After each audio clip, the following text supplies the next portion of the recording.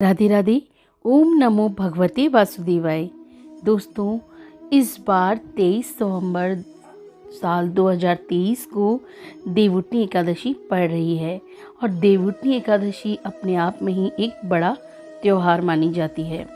दीपावली के बाद देवउठनी एकादशी का इंतजार हम सभी को रहता है, क्योंकि देवी देवताओं के जागरण के साथ ही सभी शुभ कार्य शुरू हो जाते हैं।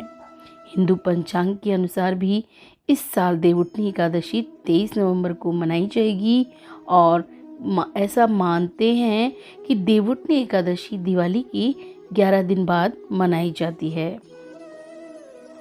अब जान लेते हैं कि देवउठनी एकादशी को लेकर पौराणिक मान्यता क्या है। पौराणिक मान्यता के अनुसार कार्तिक महीने में शुक्ल पक्ष की एकादशी तिथि देवउठनी एकादशी के नाम से जानी जाती है।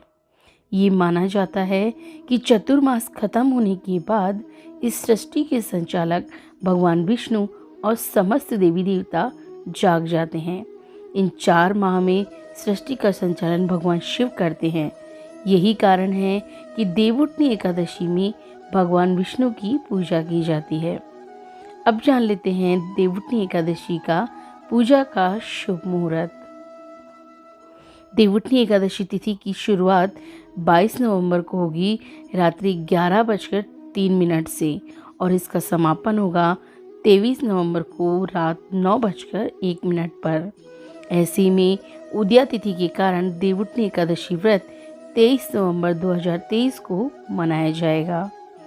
यदि आप देवउठनी एकादशी का व्रत रखते हैं तो पारण का समय 24 नवंबर को सुबह 6 बजे से सुबह 8:13 के बीच में कर सकते हैं।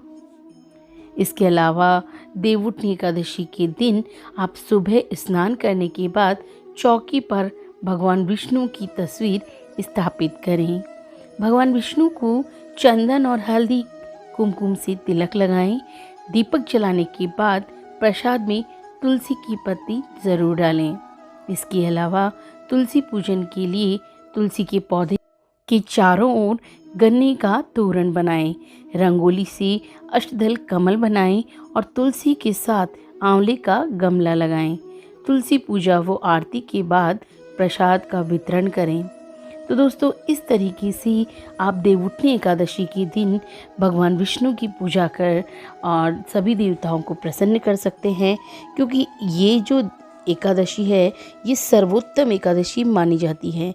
इस दिन भगवान विष्णु ने 4 महीने की निद्रा को त्याग कर अपनी आंखें खोली थी, यानी कि उस दिन भगवान विष्णु जागे थे, इसलिए उस दिन उनकी पूजा विशेष रूप से की जाती है। इसके साथ ही भगवान विष्णु की पूजा के साथ ही आप लक्ष्मी जी की पूजा भी अवश्य करें, क्योंकि माता लक्ष्मी भगवान विष्णु की पत्नी हैं और वो उनके साथ ही विराजमान होती हैं।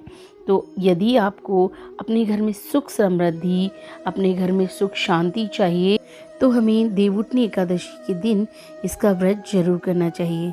दोस्तों, बहुत से लोग इस दिन तुलसी जी का विवाह भी करते हैं, क्योंकि ये दिन बहुत शुभ माना जाता है। इस दिन शालिग्राम जी और तुलसी जी का विवाह होता है। तो दोस्तों, इस व्रत को आप पूरे विधि विधान से करिए और भगवान विष्णु की कृपा का पात्र बनिए। भगवान विष्णु की कृपा पर सदा बनी रहे। जय श्री कृष्णा।